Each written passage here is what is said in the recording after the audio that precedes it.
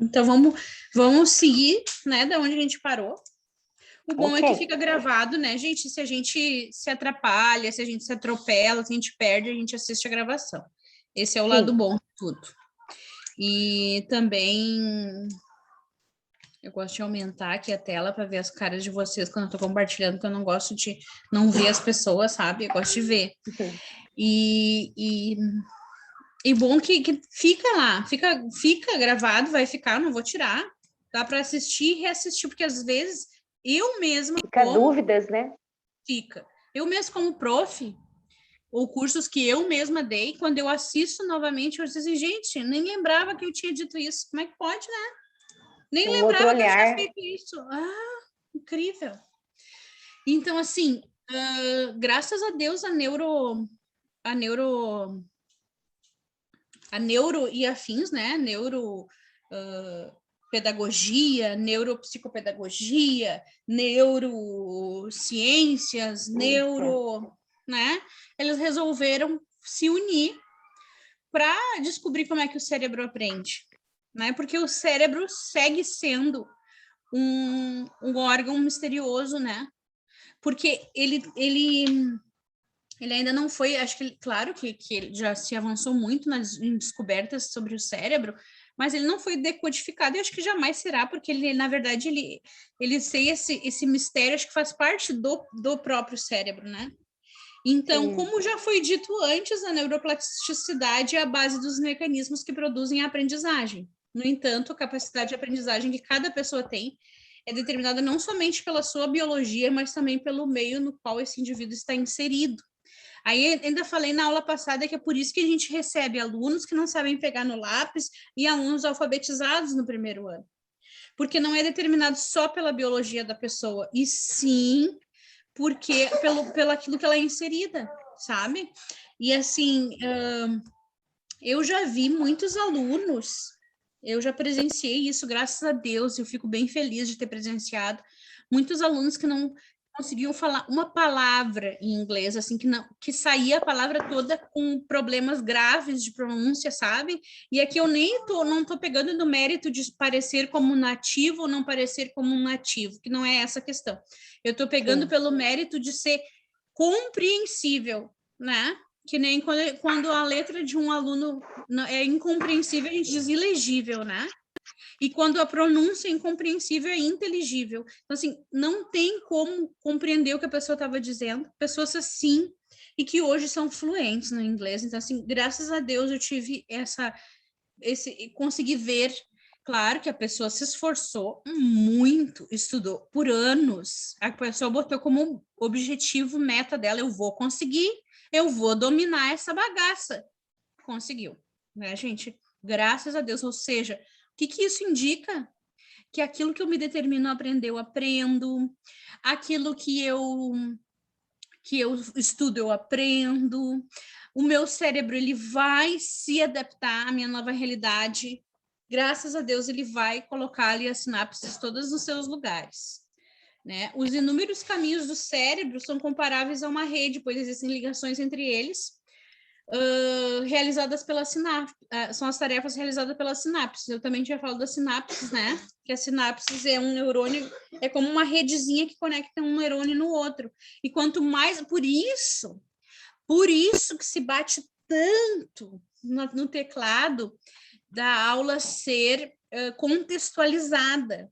Porque quando a aula é contextualizada, as minhas sinapses, elas se... Eu não posso dizer bobagem aqui, né? Mas as sinapses, elas se conectam e a aprendizagem fica mais significativo, né?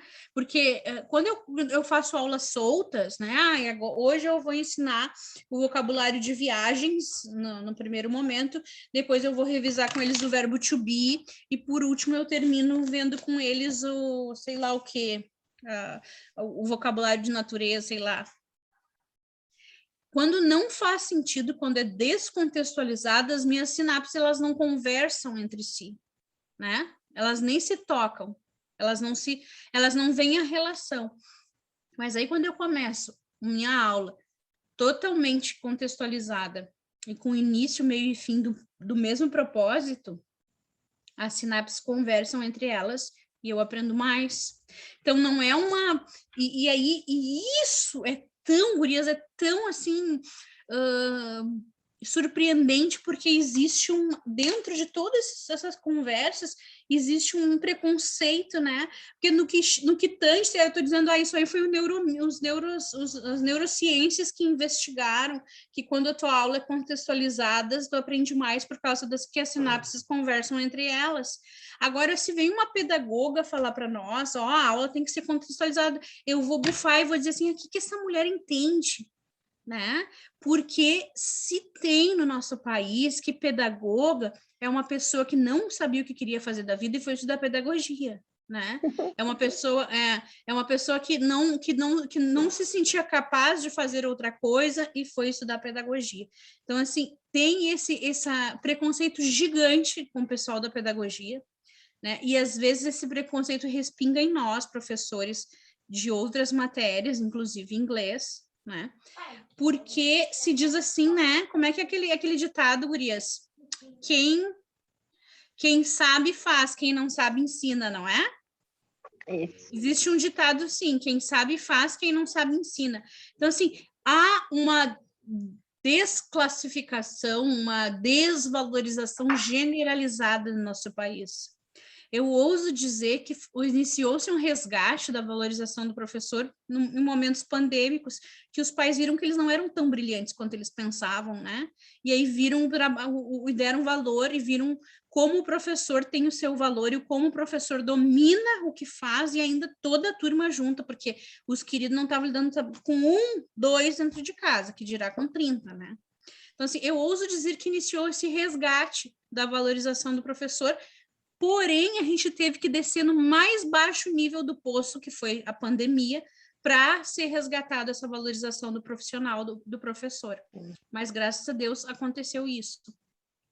E agora, se vocês observarem, as bolinhas estão bem mais baixas para falarem conosco, né?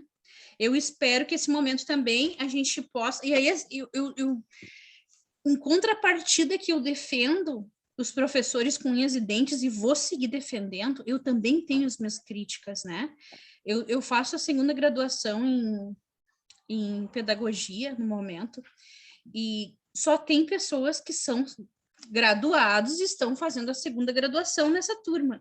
Gente, é cada asneira que é dito no grupo, é cada erro de português crasso, que daí eu também sou obrigada a concordar com algumas pessoas quando elas criticam os professores, né? Aí eu também vejo que tem erros, mas que a gente não pode nunca, jamais generalizar, porque em contrapartida tem inúmeros profissionais que estão buscando ser o melhor cada dia mais, né? Eu nunca vou esquecer, eu tenho essa mania de professor, e provavelmente todas vocês têm, de corrigir as pessoas, né? E aí um dia uma pedagoga escreveu alguma coisa para mim no Facebook e eu corrigi, porque eu considero que quando eu estou corrigindo alguém, eu estou fazendo um bem para a pessoa.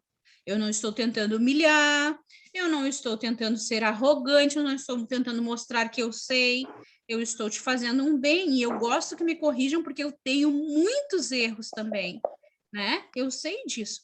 E a menina pegou e me chamou de mal amada, de invejosa, assim, ela simplesmente bagunçou comigo porque eu corrigi ela. Daí eu retruquei, porque eu não fico quieta, né? Eu retruquei e disse assim, então quando tu corrigir os teus alunos, eles vão te chamar de mal amada e tudo, esses adjetivos que tu me deu, porque quando a gente corrige, a gente faz um bem para a pessoa, a gente não quer humilhar. Aí ela não respondeu mais porque eu acho que ela entendeu. Mas olha de que ponto de vista a gente tem aprendizagem nesse contexto. Corrigir, quando eu corrijo, eu estou fazendo um mal para a pessoa, né? Pedagogos não sabem nada, professores não dão conta. Era tantas falatórios sobre a profissão, as coisas foram caindo por terra agora um pouco, mas ainda tem esses preconceitos bem fortes, assim. E aí, quando a coordenadora pedagógica te diz, vamos fazer uma aula mais contextualizada, tu pensas, meu Deus do céu, ela só quer me dar mais trabalho. Quando, na verdade, a aula contextualizada é mais fácil do que a aula compartimentada, né? É muito mais fácil tu pegar um conteúdo-chave e criar um início e um fim para ele, do que ficar fazendo várias atividades que não conversam entre elas, né? Então, assim, é necessário a gente valorizar os bons profissionais e ver que, sim, eles têm uma fundamentação teórica por trás do que eles dizem. Nem todos, mas alguns sim, né? Os inúmeros caminhos que disparam impulsos elétricos para estimular outras conexões dessa rede. O que significa para a neuroplasticidade e aprendizagem? Bem, caso você repetidas vezes requisitar suas habilidades de pedalar, mais habilidoso ciclista você se tornará. O mesmo quando fizer um bolo ou jogar sinuca. E o mesmo acontece para qualquer aprendizado, obviamente. Aí, baseado nesse conceito, porque vocês lembram que eu disse que lá nos anos 90 que eles desvendaram todos os mitos do cérebro? Então, assim, se eu repetir, eu vou aprender. O que surgiu? Surgiu o método audiolingual, né, de ensino de língua inglesa, que é repeteco, repeteco, repeteco, repeteco, que funciona, não estou dizendo que não funciona para a maioria das pessoas, eu não. Porque para mim a aprendizagem tem que ser significativa, ela tem que envolver mais de uma habilidade, não só ouvir e falar, né? Eu preciso de outras habilidades envolvidas para eu poder aprender. Então, para algumas pessoas não funciona, mas para a maioria sim. Só que a gente ficou o quê? Como papagaios repetidores, né? É um tipo de alienação. A gente repetir as coisas sem questionar é um tipo de alienação. Mas eu vou questionar a língua inglesa? Não, não precisa questionar a língua inglesa. Tu pode simplesmente fazer essa repetição de outras formas, porque o problema não mora na repetição, o problema mora em como a repetição é feita. Né? Se eu repetir diversas vezes sem o menor envolvimento contextual, sem contextualização, eu vou estar rebaixando o meu aluno a um mero animal, um papagaio, um animal irracional, quando na verdade ele é um animal racional e ele pode fazer suas próprias conexões, envolver a memória, envolver coisas, né? A gente tem que também estimular os alunos a desenvolver a sua própria estratégia de memorização. Né? Eu lembro do meu pai tem muita dificuldade de gravar o nome das pessoas. Então, por exemplo, ele conheceu uma moça que tem o cabelo cacheado. Ele disse, é a Carla do cabelo cacheado, os dois começam com C. Aí ele lembra. E isso é uma estratégia de memorização. Tem pessoas que fazem assim, ó, o caminho que elas fazem caminhando, por exemplo, para ir para a escola ou para ir para o trabalho, em cada esquina elas colocam um objeto lá que elas precisam memorizar, sei lá, um conteúdo, alguma coisa. Para mim, isso não daria certo, porque eu ia me embananar toda, tá, gente? Mas para as pessoas não serve, é uma outra estratégia de memorização. Elas lembram do caminho da escola e elas lembram daquilo que elas precisam lembrar. Existem 1 milhão de estratégias de memorização, né? Repetir é só uma entre as milhões que tem, né? A gente tem 1 milhão de possibilidades de repetir. A gente não precisa ficar falando.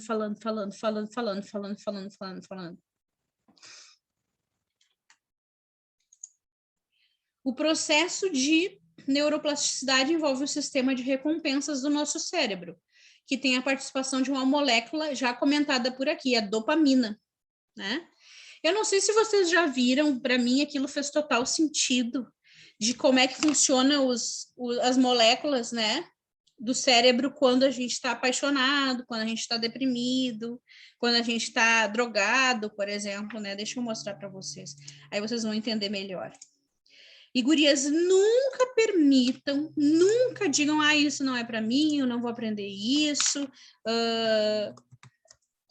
eu não consigo fazer, eu nunca vou aprender. Não digam isso. Não digam isso.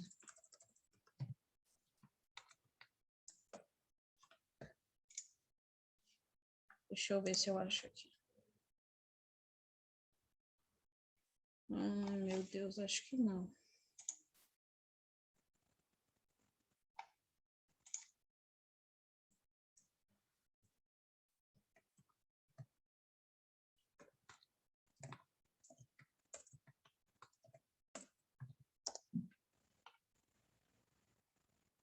Ai, que pena que eu não acho mais.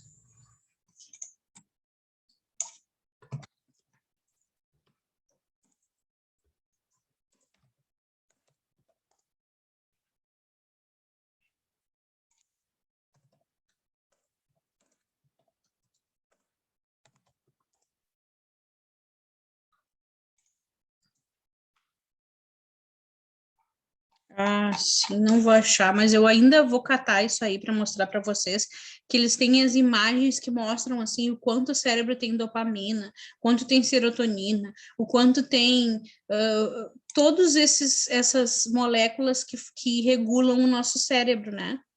E a química, aqui, ó. Vou ver se eu acho aqui a química da depressão.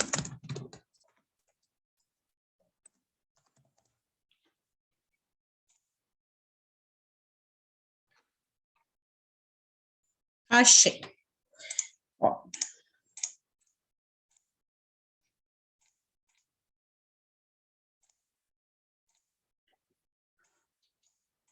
Aqui, ó. Olha que interessante esse aqui.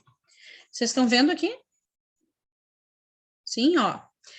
Está quimicamente explicado, tá? Então, o azulzinho é a dopamina, esse que eu tô falando aqui também, né? Que é o que envolve a recompensa do nosso cérebro, dopamina.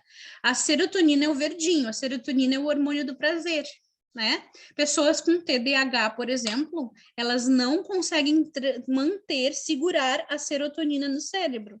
Então, por isso que elas desenvolvem comportamentos compulsórios, né? Comem demais, bebem demais, se drogam demais, porque elas precisam estar absolutamente o tempo todo enviando serotonina para o cérebro, porque a serotonina não segura ela dentro, né? Existem outras doenças que são assim também. A ocitocina, essa rosinha, tá? Que é quando tu tá apaixonado. A noradrenalina, que é a tia da adrenalina, né? Que tá aqui, ó, tá? Então, olha aqui o amor, quando tu tá apaixonado. Ocitocina lá em cima, dopamina e serotonina. Agora, olha a depressão. Quando tu tá em depressão, a dopamina e a serotonina, tu não consegue segurar também, né? E é por isso que a depressão, não é uma doença grave, tá? Não é uma doença grave. Mas ela, se não tratada, ela vai te abrir portas para tu te drogar, para tu beber demais, para tu comer demais. Ela vai bagunçar a tua vida, porque tu precisa levar esses níveis de serotonina e dopamina no cérebro, né? Olha a esquizofrenia aqui, é toda dopamina. A pessoa tá literalmente dopada pelas moléculas cerebrais. Olha a ansiedade. A ansiedade é o contrário, a gente está o quê? Ligada 100%. Tem alguém chegando lá no portão, eu tô vendo, porque eu estou em estado de alerta, tá? Eu estou em estado de alerta. E a felicidade, a serotonina, né? Que é isso que a gente não consegue, que algumas doenças não fazem com que a gente retém, a gente não consegue reter a serotonina no cérebro. E é isso que o medicamento faz, ele nos devolve a molécula que está fazendo falta, ele nos ajuda a reter. E olha aqui em luta ou fuga, gente, adrenalina e noradrenalina. Então, quanto mais tu se sentir em luta ou fuga, ou em ansiedade, mais tu vai ter um burnout, mais tu vai estar em estresse absoluto, mais tu vai ter problemas graves na tua vida, não só que agora não é hora, tá? Tá bom? Depois tu me conta. Tá bom. Mas tu vai ter problemas graves mentais e isso vai, de alguma forma, aparecer no nosso corpo. Tá? Ele já estava querendo fazer fofoca do mano, gente, tá? Só para vocês terem ideia. Eu vou salvar essa imagem aqui para mandar, para colocar no grupo para nós. Isso é boa. tão importante, tão importante. Então, assim, ó, daí porque o que acontece? A gente começa a se observar mais, né? Porque não pode, a gente não pode estar com ansiedade em luta e em fuga por muito tempo, que a gente vai pirar,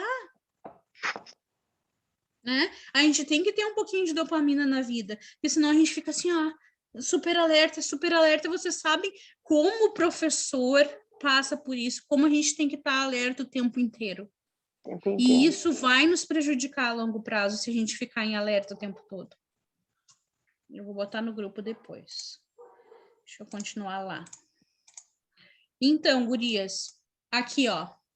Estamos falando da dopamina, né? Essa recompensa ocorre nos caminhos neuronais que mais se aproximaram do resultado pretendido no sistema de aprendizagem cerebral. Ou seja, quando eu aprendo, eu estimulo a dopamina. Sim, né? Esse processo é o que nos faz vencer medos e ganhar coragem. Podemos dizer que os medos são caminhos neuronais poucos percorridos sobre determinado aprendizado. Então, nos faz vencer medos e ganhar coragem. Tem que estar dopado com a dopamina. Enquanto os hábitos não se passam de caminhos neuronais bem transitados, coisas que achamos fáceis de realizar. Aí vocês começam a fazer, as coisas começam a fazer sentido. Por que algumas pessoas precisam se drogar para ter coragem? Porque quando eu elevo a dopamina, eu crio mais coragem e perco os meus medos. Por que eu tenho uma criança na minha sala extremamente estressada e alerta o tempo todo? Porque ela está com a dopamina lá embaixo e ansiosa, né? Então, isso, olha como é importante a gente saber isso, que quando eu tenho uma criança extremamente estressada na minha sala, com um nível de dopamina baixíssimo, o que eu tenho que fazer?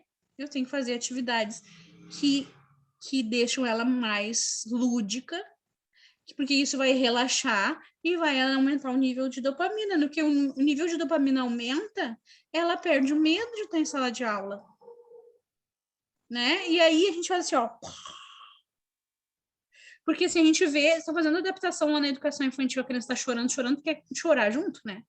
Meu Deus, eu não consigo ouvir o choro das crianças em adaptação lá na escolinha, porque a escolinha é embaixo da minha escola. Então, assim, existe um processo químico que vai regular as moléculas cerebrais e que vai deixar tudo mais fácil, se a gente souber conduzir, né? A neuroplasticidade para qualquer aprendizagem também envolve em seu enfraquecimento com o tempo, pois os caminhos poucos percorridos pelos impulsos elétricos transitados nas fendas sinápticas se desestabilizam. Nada é para sempre, né? Então, o que acontece? O que ela quer dizer isso? Por que quando eu estava lá na faculdade eu sabia os porquês? De cor e salteado na ponta da língua. E agora eu tenho que pensar, esse porquê o que mesmo? Tá, esse porquê, o que é o porquê esse mesmo? Não consigo lembrar. O que aconteceu? A minha neuroplasticidade se enfraqueceu à medida que eu parei de ver aquele conteúdo.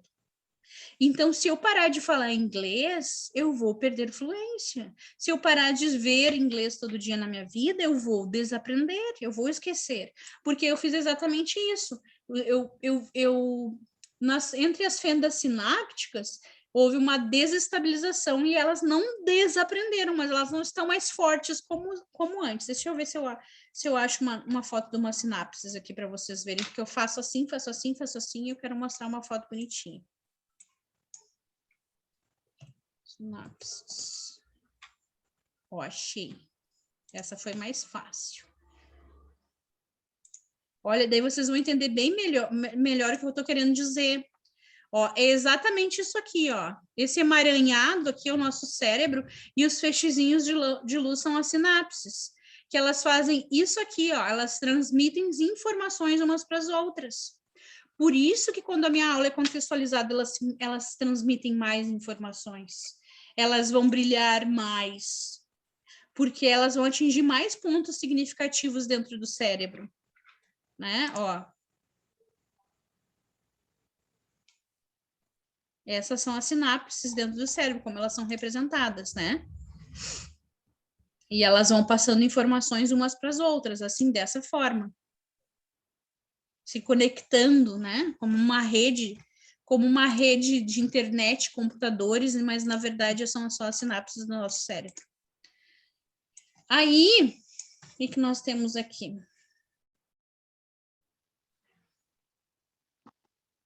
O maior ensinamento sobre neuroplasticidade e aprendizagem certamente está na prática e intensidade sobre qualquer ensinamento, que serve para qualquer atividade sendo exercitada. Por isso, quanto mais você estuda, mais o conhecimento será consolidado, e quanto maior seu foco, mais intenso será o processo de aprendizagem, né?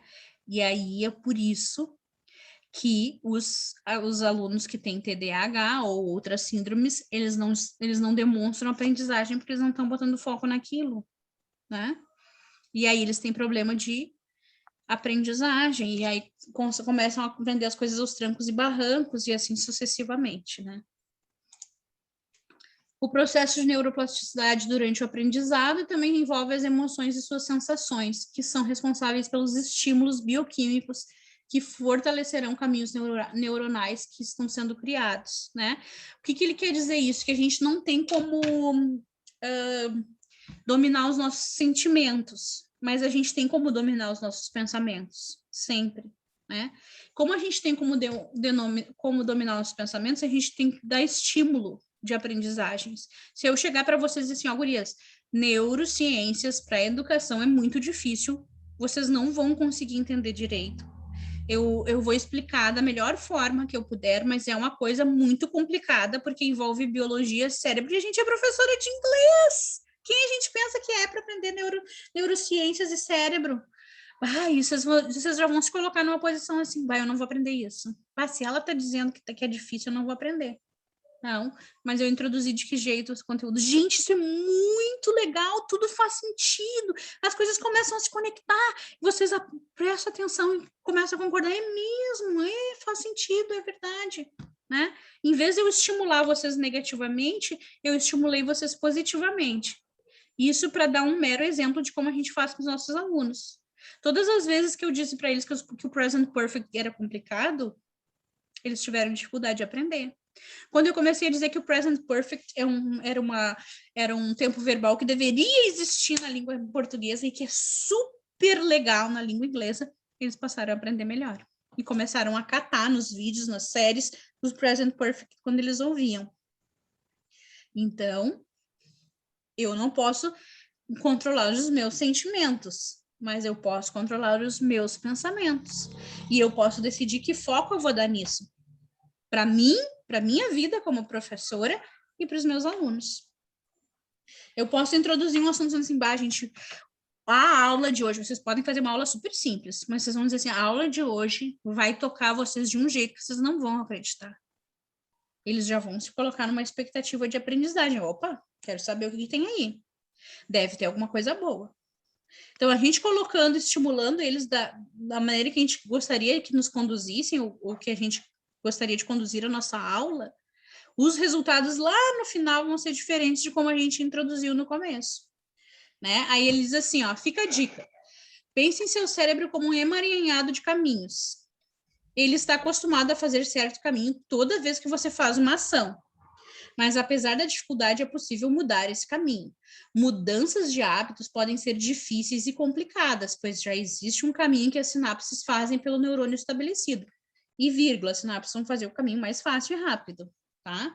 E mudar é trabalhoso e cansativo. Contudo, entender que somos amparados por mecanismos biológicos que nos permitem mudar hábitos considerados desagradáveis é muito interessante, vocês não acham?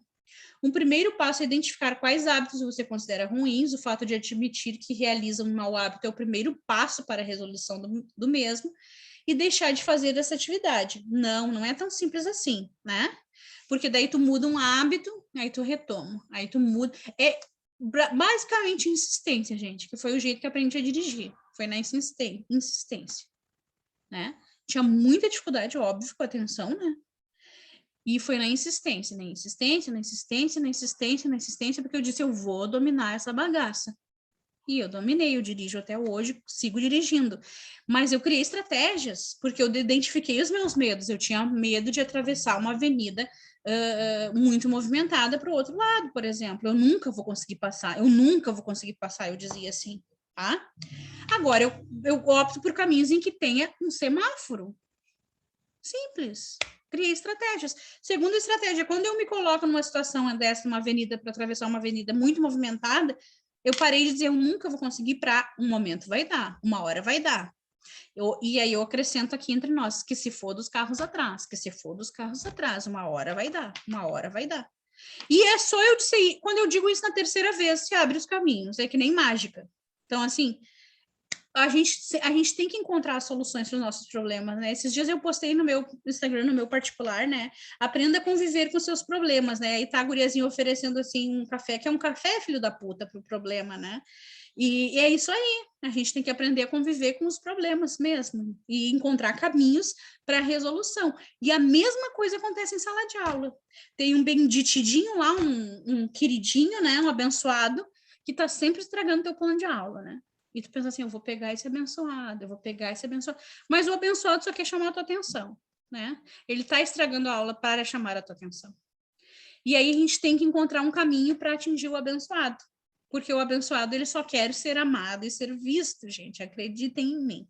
O querido e abençoado, ele só quer ser visto. Ele só quer ser especial. Então, no momento que tu coloca ele nessa posição de especial, né? Tu faz um elogio no grande grupo. Meu Deus, fulano, eu não sabia que tu desenhava tão bem. Tu vai desarmando o abençoado até ele virar e entrar na tua tribo, né? Porque o querido só quer atenção. Seguimos, né? Se ela for fácil de ser excluída da sua vida, melhora o hábito ruim, né? Entretanto, se sentir dificuldade, coloque outra atividade no lugar que te faça esquecer do mau hábito. Seja persistente, resista ao ato de voltar a realizar a atividade, por mais acostumado que esteja o nosso cérebro. Ele leva tempo para poder mudar de caminho, mas não se esqueça que pelo mecanismo da neuroplasticidade, mesmo esses hábitos arraigados podem ser mudados. Então, existe uma frase que eu coloquei aqui em um dos meus murais, que eu sempre olho para ela, que diz assim, ó, nós somos escravos dos nossos hábitos. Nós somos escravos dos nossos hábitos. Tu quer ser um escravo feliz ou tu quer ser um escravo triste? É isso que tu tem que decidir, né? É que nem eu sempre digo, quando eu decidi mudar, eu decidi que eu queria ser uma pessoa feliz, né? Que eu era uma pessoa muito crítica, então eu queria ser uma pessoa mais feliz. Então eu aprendi a ser uma pessoa mais feliz porque eu era escrava dos meus hábitos. Eu lembro que eu costumava repetir frequentemente assim, ai, como eu tô cansada, eu tô muito cansada, eu tô muito cansada. E aquilo virou um hábito, reclamar de cansaço. E aí eu comecei a dizer assim, não tô tão cansada assim. Não, vai estar tudo certo. Eu comecei a mudar. Demorou. Gente, hoje em dia, quando eu penso, eu tô muito cansada, eu penso assim, mas já vai passar. É automático. Então, assim, a gente é, sim, escravo dos nossos hábitos. E aí, para ajudar ainda, eu não me sinto mais tão cansada quanto eu me sentia antes. Então, para vocês verem como uma coisa puxa a outra. Aqui tem um vídeo sobre neuroplasticidade. Eu achei super interessante, gente. Neuroplasticidade e inteligência emocional, tá? Desse doutor Gustavo Carvalho aqui, tá? E ele é curto, ó. Ele é Master Coach, coach em neurociências, e eu já olhei assim, né? Vocês sabem como é que a gente é quando a gente tem implicância, né? Eu pensei, Master Coach, pensei bem isso, mas a gente, daí vem Deus e nos cala a nossa boquinha, né, e calou a minha boquinha, assim, presta atenção e assiste o vídeo, né, uma voz do além me disse assim, para de criticar as pessoas, né, para de botar estereótipos nas pessoas, para de botar rótulos e assiste o vídeo, daí eu resolvi calar minha boquinha e reassistir. Então eu peguei esse vídeo especialmente porque ele me fez ficar assim, ó, zip, quando eu assisti. Deixa eu mostrar para vocês. Me digam se estão ouvindo. Você sabia que nosso cérebro possui a incrível capacidade de mudar e se adaptar a diferentes situações e estímulos? Sabia que não temos um cérebro fadado a envelhecer e degenerar sem que possamos fazer algo para mudar e retardar isso de forma significativa? Sabia que existem possibilidades de se remodelar o cérebro em função dos pensamentos, sentimentos, crenças e ações vividas, reformulando as conexões cerebrais em função das necessidades e fatores no meio em que você vive? Isso tudo é possível graças a uma fantástica capacidade cerebral chamada de neuroplasticidade, ou plasticidade cerebral, uma incrível propriedade do nosso sistema nervoso central, capaz de modificar a organização estrutural e funcional do cérebro. A neurociência tem realizado grandes descobertas neste sentido. Nosso cérebro é muito mais maleável do que se imaginava há algum tempo atrás. Somos capazes de modificar nossos cérebros por meio de experiências vividas, das percepções dos fatos, das ações e dos comportamentos modificados, fazendo com que verdadeiras redes de neurônios sejam rearranjados a cada nova experiência. Isso significa que uma nova forma de pensar, sentir e agir promove essas importantes mudanças neurais. Na prática, A plasticidade promove novas ligações entre os neurônios, criando novos caminhos neurais, modificando toda a rede de conexão que temos. E isso, quando construído de forma correta e fortalecido de maneira adequada, é capaz de modificar muito a vida das pessoas. Como somos fruto das nossas percepções, ou seja, a realidade existe de acordo com a forma como observamos o mundo, quando direcionamos nossos pensamentos para coisas positivas e realizadoras, nosso cérebro cria sinapses cerebrais e, com isso, novos caminhos neurais, que assim determinam uma realidade nova e que nos leva a conquistas e ganhos desejados. Então, manter uma atividade mental intensa em uma direção positiva cria novas sinapses que vão se formar nas áreas que mais utilizamos. Importante ressaltar que a plasticidade não está restrita apenas a casos onde ocorreram lesões do sistema nervoso, pois ela está constantemente ativa, permitindo mudanças no cérebro o tempo todo. Isso significa que a cada nova experiência, as sinapses neurais são formadas e fortalecidas pela repetição e constância do agir, pensar e sentir. Pesquisas da neurociência demonstram que mudanças cerebrais são realmente possíveis. Pessoas bilíngues possuem a circunvolução angular esquerda, estrutura cerebral importante para a linguagem, bem mais desenvolvidas. Músicos possuem mais desenvolvida a circunvolução de Helsch, área cerebral importante para processar a música. Taxistas possuem o hipocampo, região importante para a memória espacial, particularmente desenvolvida, demonstrando que o direcionamento neural e a função estimulada são capazes de plasmar as áreas cerebrais específicas. Com isso, podemos entender que os seres humanos podem criar novos caminhos neurais ao longo de toda a vida, que o esforço consciente também para criar novas sinapses e ligações pode se dar mediante o treino mental. E os efeitos conseguidos são específicos, ou seja, dependem do tipo da atividade mental que você produz, fazendo com que as novas conexões se multipliquem com especial intensidade e em distintas zonas cerebrais. Para uma perfeita formação de novos caminhos neurais no cérebro, o indivíduo precisa ser exposto a um ambiente enriquecido de estímulos, bons pensamentos e sentimentos, alimentação e respiração adequada e funcionalidade. Por outro lado, a inatividade e o desuso podem acentuar as alterações estruturais e neuroquímicas do cérebro, fazendo o declínio motor, sensorial e cognitivo que pioram à medida em que envelhecemos. Fica claro, então, a importância de criarmos aspectos neurais positivo-compensatórios, tais como praticar regularmente atividade física, aprender uma nova língua, fazer palavras cruzadas, aprender a tocar um instrumento musical, etc. Além disso, mudanças nas crenças limitantes que ainda carregamos em nós e na forma de encarar a vida, a persistência e o foco naquilo que queremos conquistar e principalmente os pensamentos carregados de sentimentos de alegria, gratidão e sensações positivas, gerando sentimentos de vitória, sucesso e realizações dos sonhos, são capazes de formar e fortalecer sinapses neurais que trarão impactos extraordinários na sua vida e no sonho que se pretende realizar. Aprenda com coaching a criar condições positivas de construção de uma adequada plasticidade cerebral. Neurociência Coach, a neurociência e a inteligência emocional do coach. Então, gente, eu torci o nariz pro coach, pro extra coach, hiper coach, já não me lembro mais o que é. Mas vocês viram a explicação dele, né? Extremamente didática. E aí eu, né? E aí eu disse, isso aí não funciona, isso não funciona, mas eu vou fazer para mostrar que não funciona. Para nossa alegria, funcionou, né?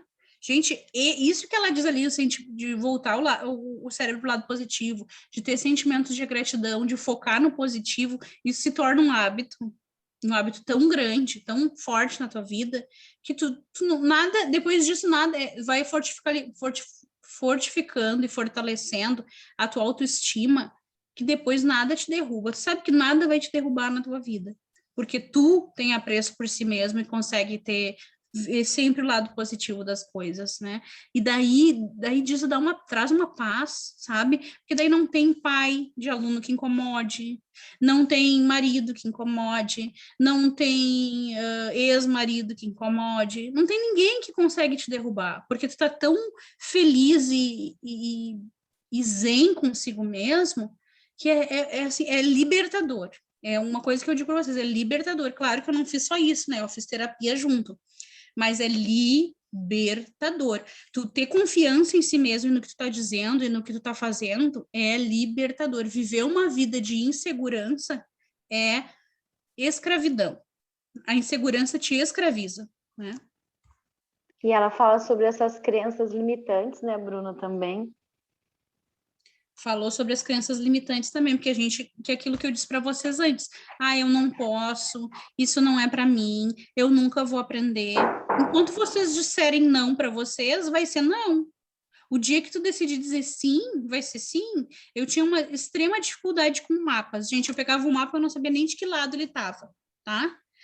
E aí eu me incomodei tanto com isso, de não saber me localizar nos lugares nem com GPS, que eu pegava, toda vez que a gente saía de carro, eu pegava o GPS, ligava e ficava olhando e contando as ruas, e avaliando, e contando as ruas, e avaliando, e tentando, e tentando, e tentando.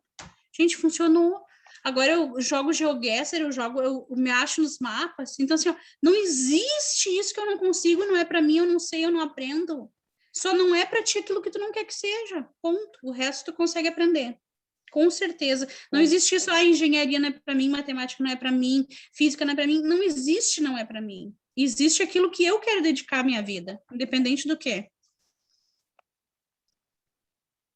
Tu ia dizer alguma coisa, Giane? Não, né? Eu só falei das crenças limitantes, que aparecem muito também, né? Verdade, né? Nisso, de focar no positivo é perfeito. Né? Sim. Como a Desde gente tem. sempre, né? Desde sempre. E aí, depois aqui, tem uma TED Talking desse Michael Merzenich. Tá? I wanted to do this because I felt like the only thing that I could speak very passionately about is empathy. Que também é curta, não 5 minutos que nem o outro, né? 23 minutos, mas para uma palestra é curta, vocês sabem. E ele fala de uma forma tão simples que é impossível não compreender. Vou botar só um pouquinho, só um pedacinho, só uma palhinha, para a gente entender o que ele está falando.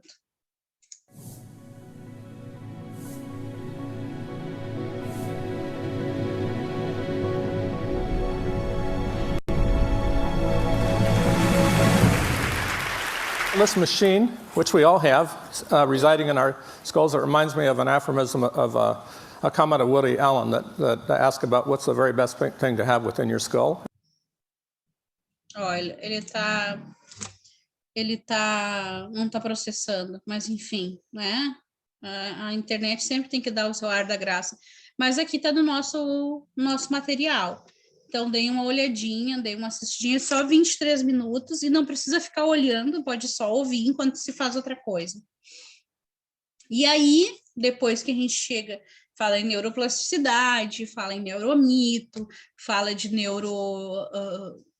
neuropsicopedagogia, de neuropedagogia, de sinapses, a gente chega em um dos pontos cruciais da atualidade, que é a atenção, né? O que é a atenção? O mecanismo da atenção é essencial nos processos de aprendizagem, desde um animal no meio da selva até um indivíduo em seu meio escolar ou social.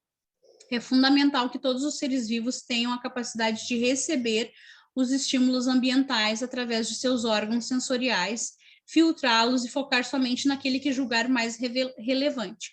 Aí eu vou fazer uma coisa que aconteceu comigo nessa sexta-feira. Gente, inacreditável, mas eu preciso contar para vocês verem como o cérebro é poderoso e também ao mesmo tempo que a gente... vocês já ouviram a expressão a mente mente?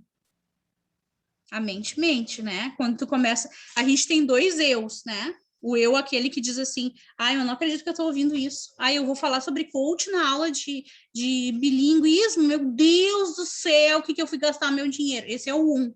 O 2 é aquele que diz assim, ó, ai, meu Deus do céu, eu vou estudar mais sobre isso. Ou depois que tu toma uns goró, se solta. Esse é o 2, tá? Todo mundo tem os 2. Segundo a psicologia, todo mundo tem os 2.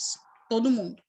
E aí, tu decide quem é que manda, né? Até pouco tempo atrás, quem mandava era o 1 na minha vida. Até que um dia, gente, pode me achar absurdamente louca aqui, tá? Mas eu vou contar.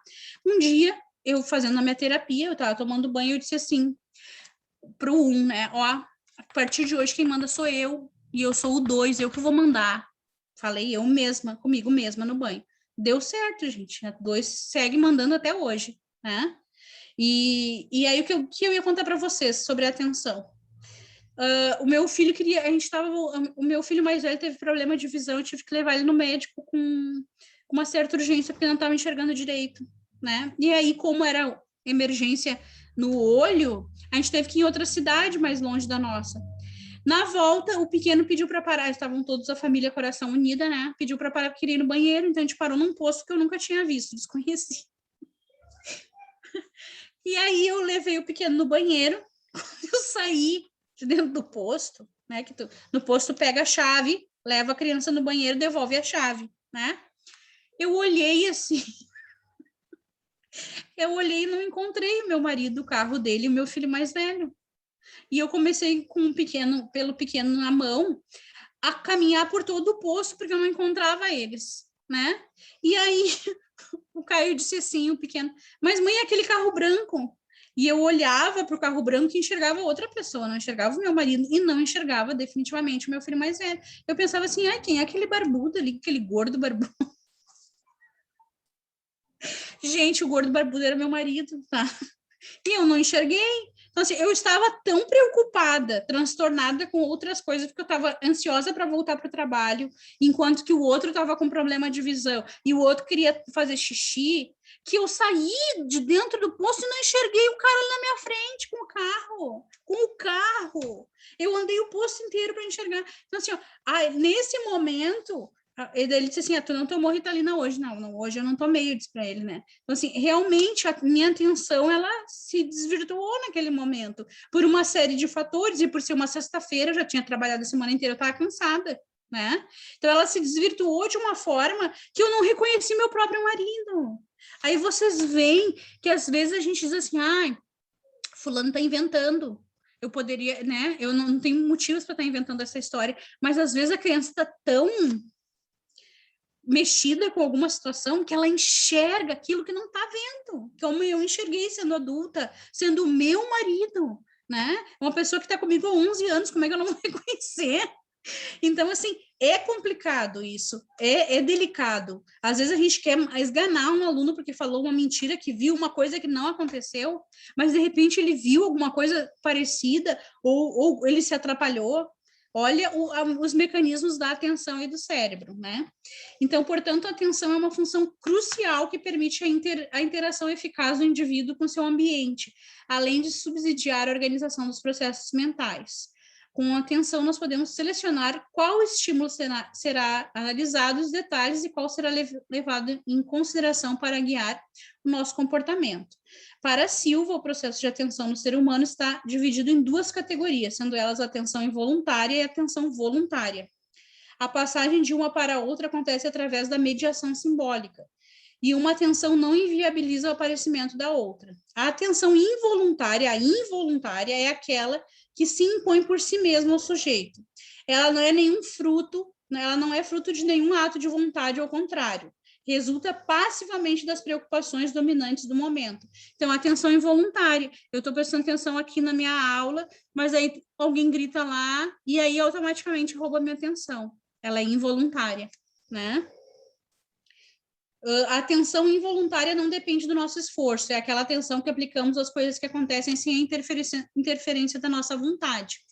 Já a atenção voluntária é aquela que eu me esforço, para prestar atenção, tá? Deixa eu prestar atenção, eu digo, né? Algumas pessoas precisam de recurso. Aí eu vou botar minha água aqui, o meu café, eu vou sentar aqui na poltrona super confortável, porque agora eu vou me concentrar, eu quero atenção. Eu quero botar a minha atenção. Essa é a voluntária, né? Que eu me organizo meu ambiente para prestar atenção em um determinado conteúdo, né? Ou geralmente quando a gente quer assistir uma série, né? Põe a almofadinha, os pés para cima, pega a bebidinha e senta bem tranquila, né? Se equipou para prestar atenção naquilo. Esse tipo de atenção é suscitada pelas características dos estímulos, ou seja, ocorre diante de eventos inesperados no ambiente e o indivíduo não é agente de escolha de sua atenção, né? A involuntária. Algumas características dos estímulos que chamam nossa atenção são intensidade, tamanho, cor, novidade, movimento, incongruência e a repetição. Olha quantos fatores, gente, que chamam, o que rouba a nossa atenção, tá? Intensidade, tamanho, cor, novidade, movimento, incongruência e repetição. Por isso que quando acontece um acidente lá na rua, a galera faz o quê? Larga o que está fazendo, não importa o que está fazendo, e vai todo mundo lá com o bracinho cruzado ver o que está acontecendo no acidente, né? Porque foi intenso, tá? É uma novidade, teve movimento e é uma coisa que não acontece seguidamente. É um evento, um acidente de carro é um evento, né? E isso aí rouba a tua atenção imediatamente, não só a tua, como a de todo mundo. Todo mundo vai lá, bracinho cruzado, ver o que aconteceu, né? É um tipo de atenção mediada por processamento automático das informações, não requer controle consciente do indivíduo e funciona para diferentes atividades. Esse tipo de atenção está intimamente ligado à reação de orientação na qual o indivíduo movimenta os olhos e a cabeça em direção ao estímulo de modo a permitir condições de processamento. Aí a atenção voluntária é a que resulta de uma concentração ativa e envolve a seleção também ativa e deliberada do indivíduo em uma determinada atividade, ou seja, está diretamente ligada às motivações, interesses e expectativas. Ela é medida pelo processamento controlado das informações, no qual os efeitos facilitadores das tarefas desempenhadas são acompanhados pelos efeitos inibidores sobre as atividades concorrentes. Desse modo, se atentamos a uma modalidade, exemplo, leitura, outras modalidades podem ficar inibidas, tá? Por exemplo, insensíveis aos sons que se chegam. Eu me determinei que agora eu vou terminar de ler esse capítulo. Então, aconteceu alguma coisa na minha volta, eu não consigo prestar atenção, porque a minha atenção voluntária está dirigida para aquele capítulo do livro, tá? Estes significados que propiciam a atenção voluntária são possibilitados pela mediação simbólica, isto é, para que o ser humano possa escolher os elementos que têm relevância para o desenvolvimento de suas atividades, é necessário que tenha acontecido a apropriação do significado, e essa, por sua vez, acontece através da interação com o meio e com a cultura. Desenvolver a capacidade de atenção voluntária é tornar-se alguém cada vez mais senhor de si, substituindo os diversos estímulos que nos rodeiam por nossa própria força de escolha. Então, ele está dizendo que a atenção voluntária é um exercício.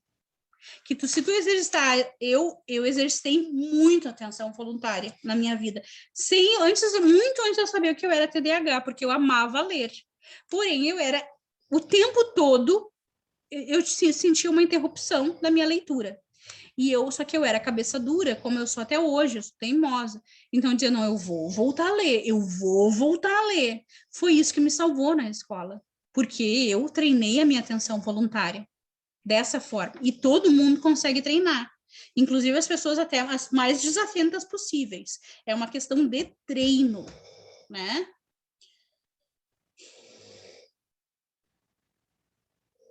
E aí a apropriação de significado é aqui, por quê, né? Eu entender o porquê que eu quero aquilo.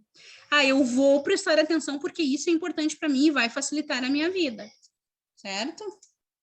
Então, pois não basta ser apenas capaz de ter atenção, mas é necessário ainda fazer um bom uso dela. É importante ressaltar que a atenção pode ser treinada, embora não seja tão simples assim, somos nós mesmos que fazemos isso. Tipos de atenção voluntária. Quando falamos em atenção voluntária, algumas formas de classificá-la, e aqui focaremos em 4 formas básicas: atenção seletiva, atenção alternada e atenção sustentada, a atenção dividida e atenção dividida. Aqui nós temos 2 testes de atenção e vocês vão se surpreender. Gente, vocês vão se surpreender com esse teste de atenção, tá? Então, eu vou colocar aqui para vocês, vou aumentar aqui o vídeo e vou conectar aqui o áudio e vou deixar que vocês observem. Então, tem 1 minuto e 28 segundos e vou deixar vocês observarem. Prestem bastante, só olhem para esse vídeo, tá? Diminua essa parte da imagem aqui que aparece as nossas fotinhos, se vocês puderem, e presta atenção no vídeo e observa.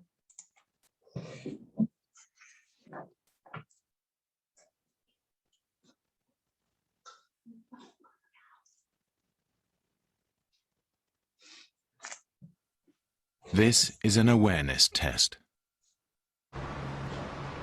How many passes does the team in white make? Go!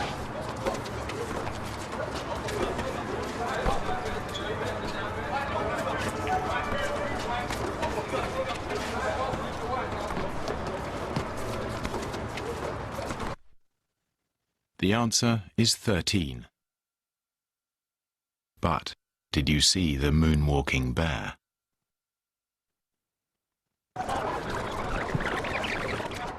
Go!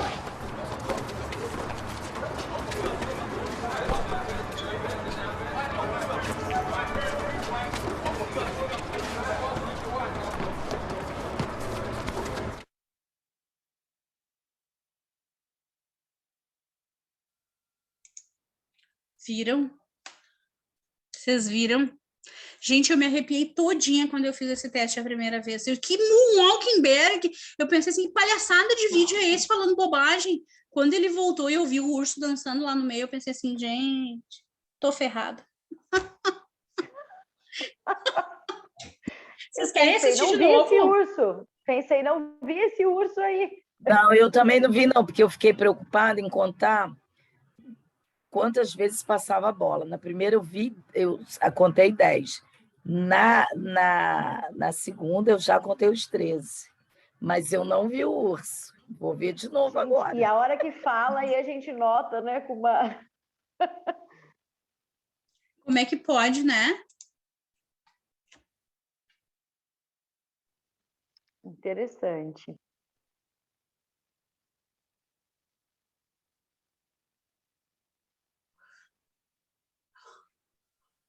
This is an awareness test. How many passes does the team in white make? Go!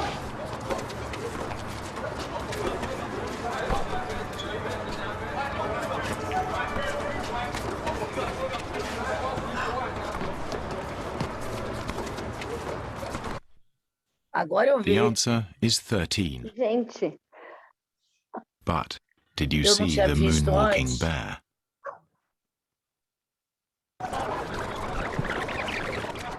Go!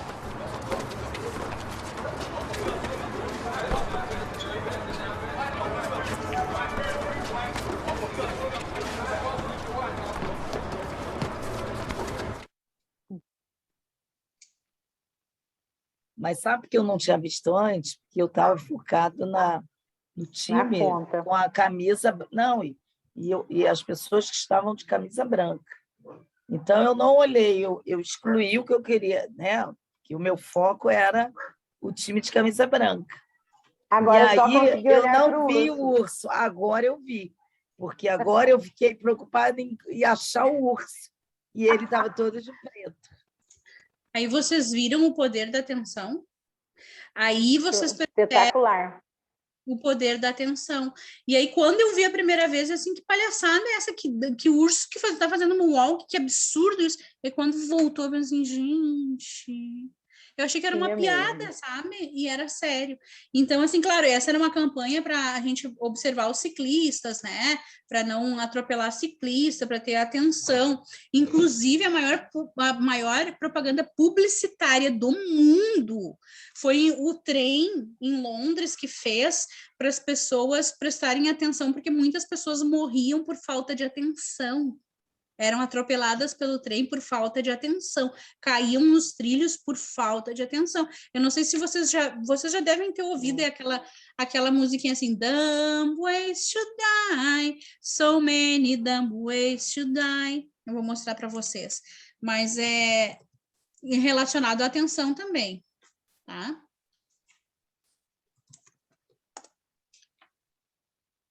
Quer ver, ó? É curtinho também. Deixa eu ver. Olha, ele está com 224 milhões de visualizações. É a maior campanha publicitária de todos os tempos. Tá? Feito de um peeling anti-marcas em casa, Garnier Sérum Anti-Marca. 87% menos marcas.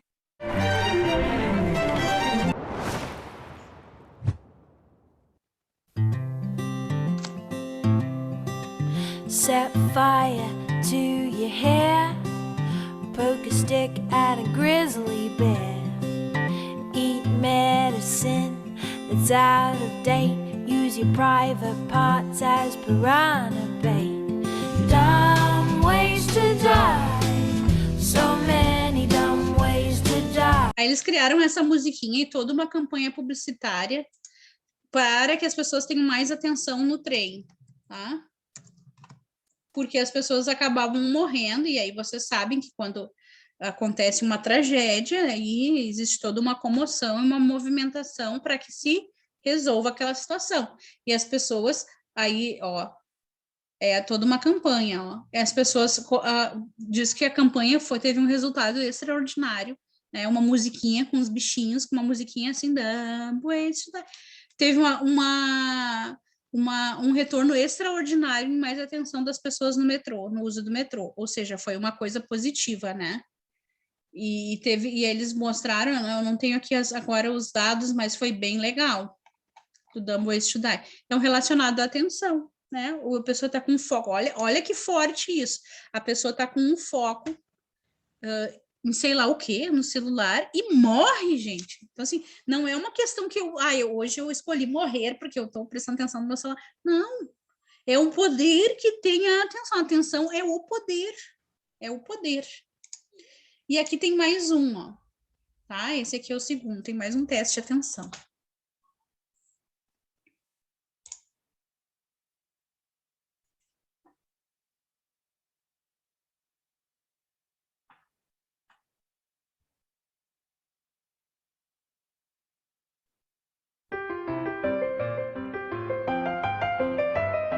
Clearly, somebody in this room murdered Lord Smythe, who, at precisely 3:34 this afternoon, was brutally bludgeoned to death with a blunt instrument. I want each of you to tell me your whereabouts at precisely the time that this dastardly deed took place.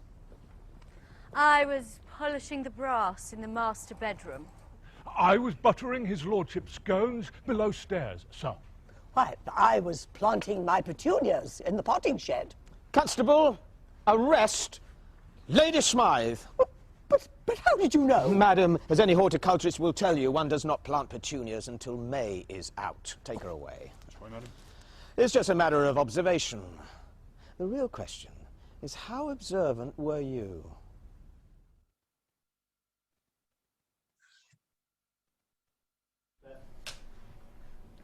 Action. Clearly, somebody in this room murdered Lord Smythe, who, at precisely 3:34 this afternoon, was brutally bludgeoned to death with a blunt instrument. I want each of you to tell me your whereabouts at precisely the time that this dastardly deed took place. I was polishing the brass in the master bedroom. I was buttering his lordship's scones below stairs, sir. Why, I was planting my petunias in the potting shed. Constable, arrest Lady Smythe. Vocês notaram as 21 mudanças, gurias? Gente, esse aqui foi o vídeo que eu assisti 3 vezes, porque eu simplesmente não consegui acreditar que tinham todas aquelas mudanças na cena. Porque eu estava acompanhando. Inclusive o morto mudou, vocês viram? Mudou, ele sai gatinhando, entra um outro. Ah, inclusive o morto mudou, olha isso. Que coisa, hein?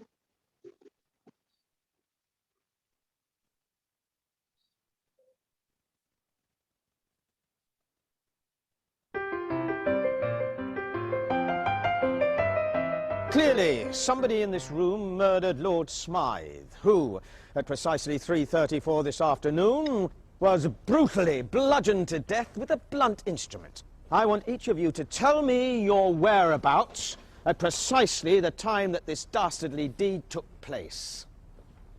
I was polishing the brass in the master bedroom. I was buttering his lordship's scones below stairs, sir.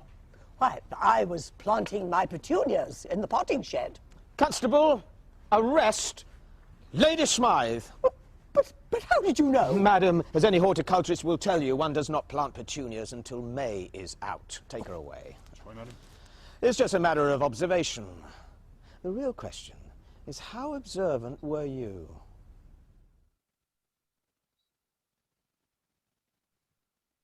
Agora eu vi alguma coisa. As flores. Clearly, somebody in this room murdered Lord Smythe, who, at precisely 3:34 this afternoon, was brutally bludgeoned to death with a blunt instrument. I want each of you to tell me your whereabouts at precisely the time that this dastardly deed took place. I was polishing the brass in the master bedroom. I was buttering his lordship's scones below stairs, sir. Why, I was planting my petunias in the potting shed. Constable, arrest Lady Smythe.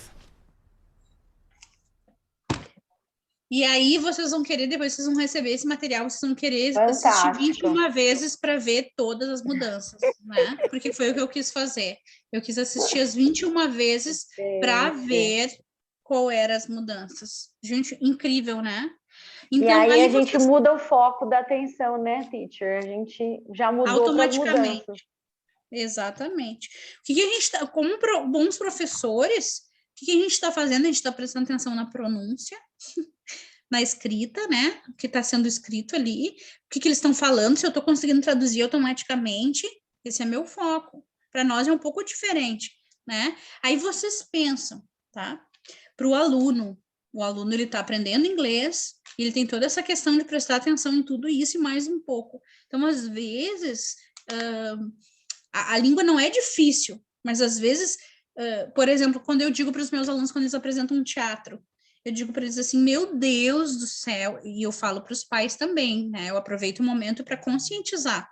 Eu digo assim, tem pessoas, eu termino o evento falando assim, tem pessoas que não conseguem subir no palco para apresentar um teatro na língua portuguesa. Os filhos de vocês hoje fizeram na língua inglesa, então eu quero mais uma salva de palmas.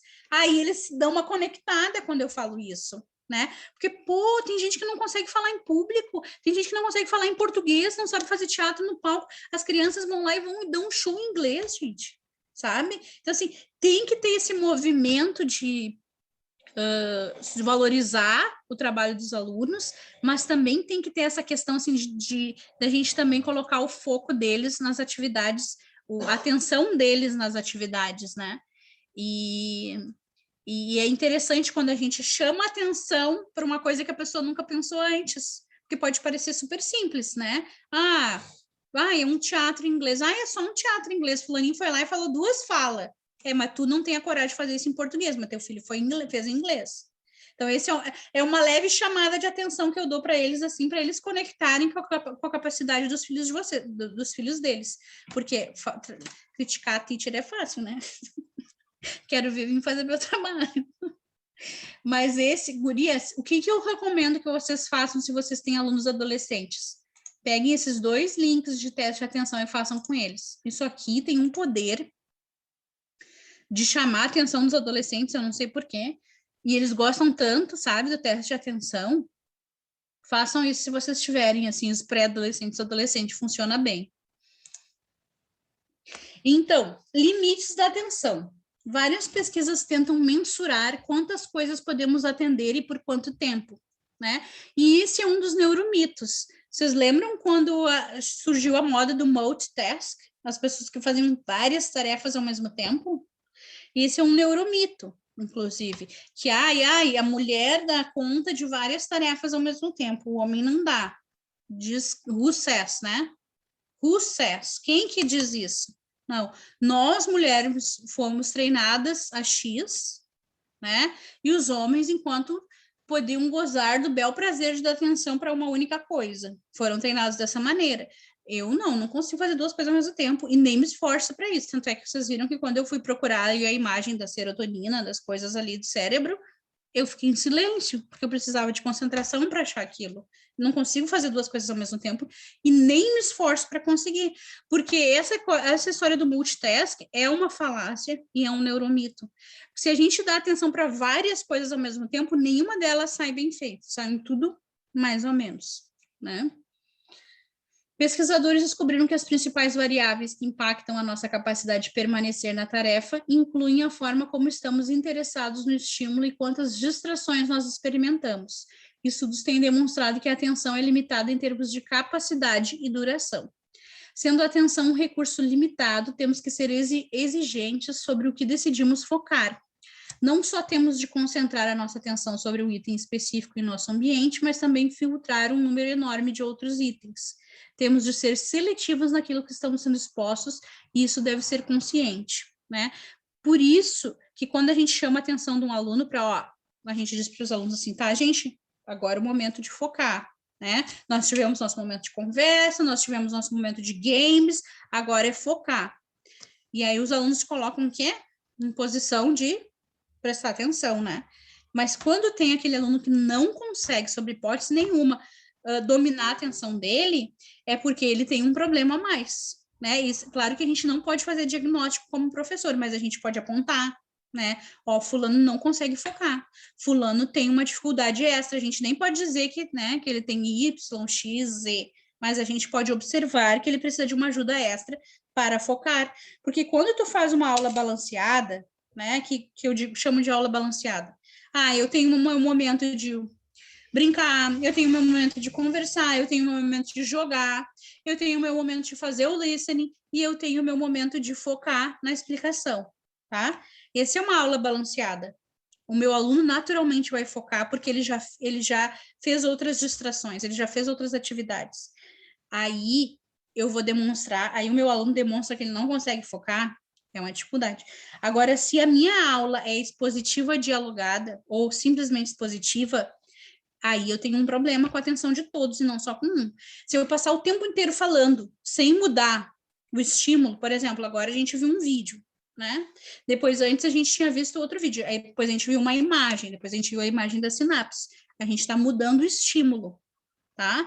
Aí a Giane às vezes faz um comentário, as gurias aqui fazem um outro comentário, a gente muda os estímulos. Se eu ficar somente falando para vocês ou somente lendo, vocês vão ter um problema de atenção na aula. Vocês não vão conseguir focar. E nós somos todas adultas. Agora, imagina os adolescentes. Imagina as crianças, né? Por isso que a minha aula tem que ser diversificada, tem que ser equilibrada. Porque ninguém vai manter a atenção em um único assunto sendo só falado, sem nenhum outro estímulo. Né? Antes a gente fez 2 testes de atenção, depois a gente assistiu um vídeo, depois a gente viu imagens, depois a gente ficou surpresa com alguma informação, né? Variar os estímulos, daqui a pouco eu vou fechar aqui o compartilhamento e a gente vai conversar sobre isso, né? Eu vou querer ouvir vocês. Então a gente precisa variar os estímulos. Quanto mais novinhos, educação infantil, mais eu preciso variar, porque o poder de foco deles é minúsculo, né?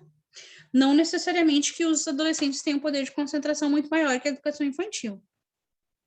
Mas com eles eu posso falar mais sério, pelo menos, né? Eu posso explicar o porquê das coisas, né? Eles conseguem abstrair melhor. Então, ali diz aqui, ó, seguindo aqui, ó, a falsa ideia que prestar atenção em várias coisas ao mesmo tempo é bom em tempos de internet e novas tecnologias. Os estímulos que perturbam nossa atenção e nossa capacidade de concentração são múltiplos. Isso porque, contrariamente ao que muitos acreditam, é impossível para o cérebro realizar 2 tarefas intelectuais de uma vez. Como vimos, temos tipos diferentes de atenção e alguns deles nos subsidiam a realizar tarefas diferentes de forma simultânea, mas temos que nos atentar para que tipos de tarefas são essas. É impossível vocês prestarem atenção em mim aqui e ler um livro ao mesmo tempo. Nós não conseguimos fazer 2 tarefas intelectuais ao mesmo tempo. É impossível para o cérebro, porque a tarefa intelectual que trabalha diretamente aqui com a ação executora do cérebro, né? Ela requer muito foco, muito foco.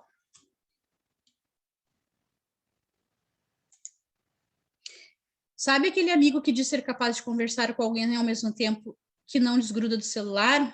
Ele realmente pode fazer isso, mas certamente não está prestando atenção com eficácia em uma coisa e nem na outra. Algo sempre vai ficar a desejar, entendeu? Ou ele vai responder mal para a pessoa que está falando no celular, ou ele vai perder uma parte da história que está contando.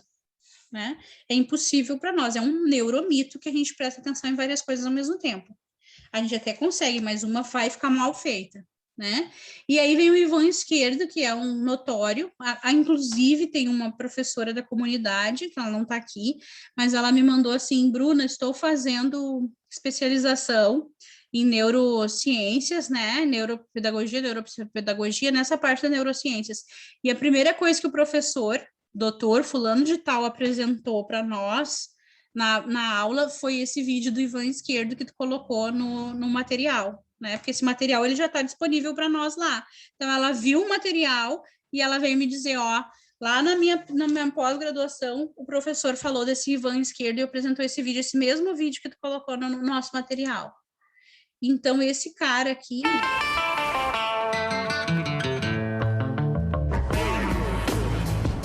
Memória. Essa é uma palestra. Essa é uma entrevista que ele fez com Drauzio Varela, né? E ela tem 48 minutos, 48 longos minutos, mas é muito interessante, porque ele está falando de memória, né?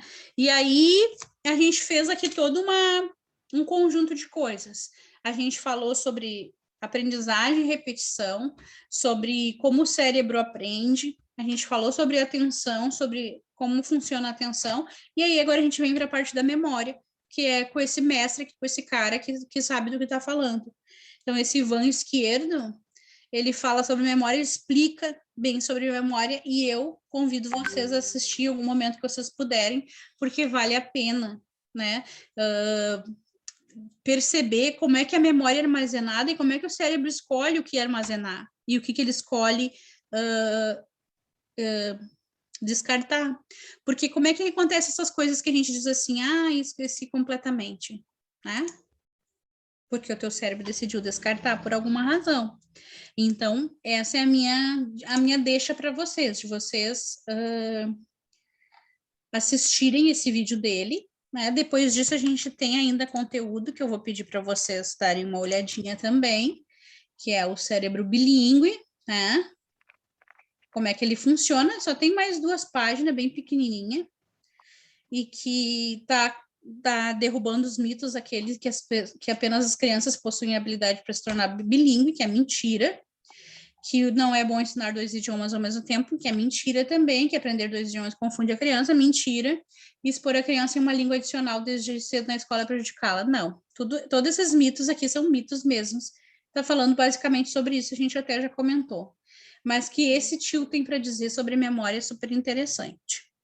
Porém, agora, contudo, entretanto, eu gostaria de ouvir vocês um pouquinho de tudo. Não precisa ser especificamente da aula de hoje, gurias. Aproveitem esse momento para falar, né? Não precisa ter medo de falar demais, pode falar. E de todos os momentos de aprendizagem que vocês tiveram até aqui. O que mais chamou a atenção? O que vocês estão, assim, surpresas? Se está fazendo sentido para vocês? Se vocês estão conseguindo ver aplicabilidade? Total sentido para mim. Eu já ando aplicando várias coisas que você ensinou e faz muita diferença mesmo. E hoje já vou aplicar mais algumas. E hoje não, né? Nas próximas aulas já vou aplicar mais algumas sobre essas estratégias aí. de fazer uma aula equilibrada, até anotei aqui, ó, com vários estímulos, super interessante. Porque a gente tenta mesmo, né, teacher, fazer isso, mas às vezes a gente escorrega. E é legal, olha, a gente poder estar falando sobre isso, porque a gente vai estar relembrando, né? Muito bacana. Eu quero ler novamente o material também. Show. É isso. Quem mais gostaria de falar, gurias? Podem falar. Contextualizar a aula também, muito bacana o que você disse. Principalmente com os pequenos mesmo, que eles adoram também, e eles focam mais, se a gente contextualiza. Só de fazer eles, às vezes, levantarem, circularem e fazer as perguntas entre eles, simular alguma ação, né? Exatamente, Jenny. Eu estava trabalhando, can I have some water, can I have some bread?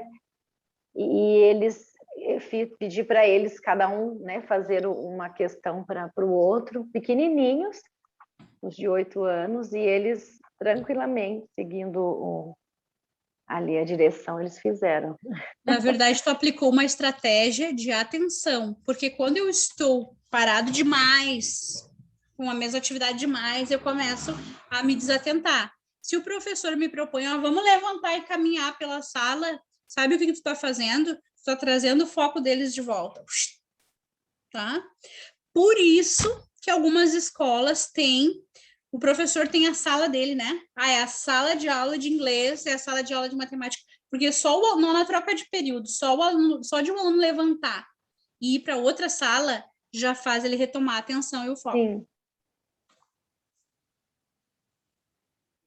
Procurar as coisas. Eu também trabalhei uma musiquinha essa semana passada, foi Can I Have Something Blue, Something Green, e aí eu pedi para eles, na hora que um falava para o outro, né, qual color, eles tinham que buscar em algum lugar a color, e eles ficaram enlouquecidos com essa atividade, porque eles poderiam procurar algo com a color que o amigo pediu, né? Find something blue, aí saiu disparado aqui procurando. Queridos, eu acho que o maior mito de todos os tempos que fizeram a gente engolir goela abaixo foi que para eu ter o poder, para eu executar uma tarefa que requer a minha atenção, ou que requer que eu estude, uma tarefa executora, ou seja, estudar, uma tarefa que exige que eu estude, para eu realizar, eu preciso estar em silêncio, parado e focado. Isso é uma mentira gigantesca, gente. Tu quer estudar, tu vai encontrar o teu jeito de estudar. Sim, em primeiro lugar. Perfeito. Em segundo lugar, se isso fosse verdade, ninguém ia encontrar a bola no futebol, né? Que a bola é desse tamanho e tem 22 homens correndo em campo atrás dela. E como é que eles encontram a bola? Porque eles estão correndo, eles não estão parados. Eles estabelecem o foco. Claro que não é uma atividade intelectual, né, jogar futebol, mas requer foco e atenção. Sim. Então assim, é uma mentira absurda isso. Não, agora a gente precisa focar, então vamos fazer silêncio, eu não quero ouvir um pio aqui e tu vai ler. Não, gente, vai ter gente que vai aprender, vai ler na esteira, caminhando, e vai aprender mais. Tem aluno que precisa levantar e ler em voz alta, ele precisa ouvir a própria voz para aprender. Sim. E isso é normal. Não quer dizer que eu preciso ficar sentado em silêncio lendo para aquele mesmo parágrafo inúmeras vezes para aprender. Talvez isso não funcione para mim. Perfeito. É engraçado aqui que eu fiz uma atividade hoje muito parecido com o da... Peraí, deixa eu ler o nome dela. Ai, meu Deus, porque assim, eu peguei minha turminha de maternal 1, onde a gente estava falando de cores, e a gente já vem falando de cores, eles já conhecem. Aí fui para o parquinho, dava o comando e eles tinham que buscar, e aquilo ali virou uma diversão, e eles realmente traziam, né, a cor proposta, né, naquele momento. E lá no meu primeiro ano, hoje também eles tinham que perguntar, né? Tinha várias figuras e o que ele queria fazer, né? Então, ele primeiro fazia pergunta, era uma atividade do livro, né? Então, onde eles respondiam, e depois ele teria que fazer esse questionamento ao colega. E aí é aquele momento assim, auge, porque primeiro ele teve, né, focou ali o que ele queria, depois ele teve que buscar o amigo e fazia pergunta, o amigo respondia e o amigo vice-versa, né? E aí a sua resposta ficava no livro do amigo. E assim, eles acharam super interessante, porque eles levantaram da cadeira, né? Porque ficou o tempo todo, né? Nas aulas, normalmente, ficam sentados. E hoje foi assim a redenção, né? Vamos todo mundo levantar e buscar saber o que o amigo quer. Então, assim, foi muito legal. Eu, como professora, fiquei lá para ajudar, né? Eu estava lá só. E aí, quando eu perguntava se eles queriam ajuda, eles já não precisa. Nós já sabemos o que vamos fazer. Então, falei, isso, muito bem, não sei o quê. Eu já não sou muito boa. Então, assim, você vê que depois das suas aulas, eu tenho olhado de outra forma, porque assim, a gente está aqui tentando melhorar a nossa prática, né? Sim. E aí, assim, nem sempre você, na sua escola, no seu trabalho, você tem esse suporte, né? De alguém te orientar de que forma você tem que fazer. Até porque, às vezes, alguém está lá, e que você já comentou, né, e outras pessoas que eu ando por aí, diz o seguinte, às vezes aquele cara está ali, mas ele não tem competência para aquilo. Mas a gente tem que obedecer ele, beleza, né? Então, assim, eu me questiono sempre, né? Isso é desde sempre. Será que eu dei o meu melhor hoje? Né? Eu tento fazer diferente, né? Usei a minha afetividade outro dia, né? Eu estou fazendo uma pós aí também, e de sentar do lado dos meus alunos, né? Porque assim, na escola pública, eu fico lá na frente, mas eu subo na cadeira. Eu sou uma pirada, né? Levanto, eles ficam doidos. Eu levo um rádio onde a gente ouve, né? No momento que se a gente tem que fazer alguma cópia, né? Está fazendo um trabalho escrito, né? Põe uma musiquinha, né? Então, e eles ficam de boa. Você ouve até a mosca que passa. Quando eu subo na cadeira, é uma revolução, né? O professor em cima da cadeira, primeiro que sou baixinha, né? Na escola pública, né? Eles fizeram a lousa lá em cima, né? O nosso board, e eu baixinha, falo, gente, tem jeito, então eu subo na cadeira. Então, assim, quando você senta do lado do colega, porque eu falei para eles, ó, não adianta copiar, né? Porque a gente voltou há pouco, não adianta você copiar, fechar aqui e morreu. Não, a gente precisa responder isso. E aí eu sentava. Então, tem gente que já, né, consegue fazer sozinho. O outro, quando eu vi que eu sentei e fiquei conversando, eu quebrei aquele paradigma dele, que eu sou melhor do que eles. Eu sentei, pô, professor, me explica aqui. Todo mundo conseguiu responder a atividade. Porque eu chegava, sentava de boa. Eu falei de igual com eles. Né? Eu subo na cadeira, não é para ficar diferente deles. Eu subo na cadeira porque eu não tenho tamanho, né? E eles ficam...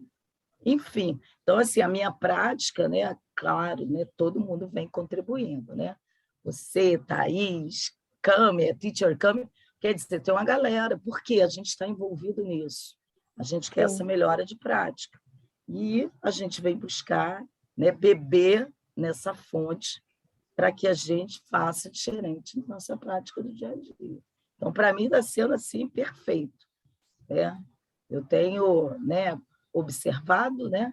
Eu até comentei lá no outro curso que vai ser sobre a minha Melissa, né, da minha aluna, lembra? Então, assim, aí eu já tenho olhado de outro lado. Falei, peraí que eu vou dar um jeito de Melissa já. Enfim, mas está sendo muito bom. Aprender é sempre bom, né? Aprender sempre é bom. Né? Porque a gente está descobrindo. Né? Eu estou descobrindo muita coisa, né? Que eu não... Enfim, deixa eu parar de falar que o professor fala demais, né? A Cíntia escreveu assim: diferença total na maneira de pensar e agir sobre o nosso cotidiano em sala de aula. Vou aqui fazendo as minhas anotações e colocando em prática. É exatamente isso. Na verdade, eu empresto, ou eu dou, eu desenvolvo em vocês o dom de observar, porque a partir desse momento vocês passam a ser muito mais observadoras, né? Vocês começam a ver aquilo que vocês não viam antes, vocês começam a achar lógica naquilo que não tinha lógica, vocês começam a compreender o que não compreendiam antes, né? Que nem, por exemplo, quando a Lilian fala na educação infantil, quanto mais eu me doar para eles como uma atividade lúdica em várias atividades, porque eles precisam disso, mais eu vou ter resultado, né? Porque na educação infantil é o lugar que eu tenho que mais me aproximar, eu tenho que mais ficar igual eles, para eles me enxergarem, né? É quase como um poder. Se tu te posicionar ali como professor lá na frente, eles nem te enxergam, eles nem te veem. Tu abre o leque assim, vou contar uma história hoje, automaticamente eles te enxergam, né? Porque eles são movidos pelo lúdico. E aí faz toda a diferença. Só que aí eu mesma fiz uma pesquisa na minha escola que eu trabalhava, a antiga escola, e aquilo me doeu tanto a alma. Eu estava fazendo um trabalho para minha especialização e eu queria saber qual o momento da vida, qual o momento escolar que eles mais sentiam falta. E gurias assim, ó, para não dizer 100%, porque não foi 100%, foi 99%, tá? De 100 alunos, ou seja, 99 alunos, um só não respondeu, disseram que sentiam falta da educação infantil. Aquilo para mim foi assim, sabe? Quando eu li as respostas, aquilo caiu como uma aprendizagem significativa para mim, porque assim, por que eles sentiam falta da educação infantil? Porque era lúdico, porque eles podiam descobrir, porque eles brincavam, e aí determinaram... Né? Você, quando chega nas 8 séries, né?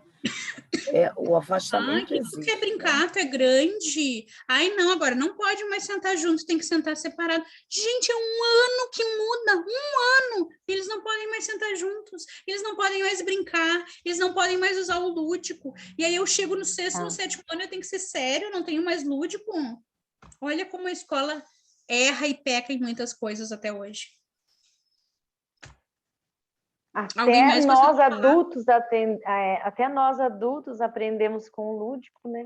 E a gente grava muito mais, né? Exatamente.